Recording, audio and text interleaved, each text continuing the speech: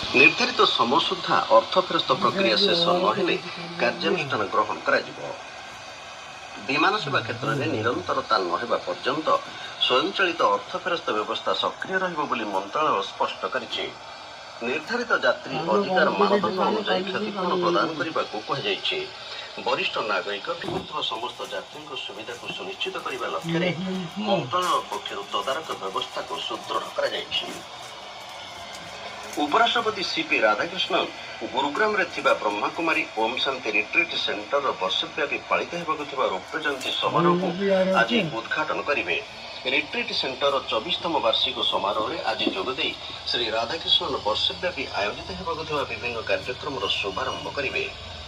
ସେଗୁଡ଼ିକ ମଧ୍ୟରେ ଯୋଗ ତାଲିମ ଶିବିର ଏବଂ ମୂଲ୍ୟବୋଧ ମୂଲ୍ୟର ବିଭିନ୍ନ ଉନ୍ନୟନମୂଳକ ପ୍ରକଳ୍ପର ଆଜି ଉଦ୍ଘାଟନ ଓ ଭିତ୍ତିପ୍ରସ୍ତର ସ୍ଥାପନ କରିବେ। ଆବାସ, ଭିତ୍ତିଭୂମି, ସାର୍ବଜନୀନ ସୁବିଧା ଆଦି ବ୍ୟବସ୍ଥା ଏହି ପ୍ରକଳ୍ପଗୁଡ଼ିକ ମଧ୍ୟରେ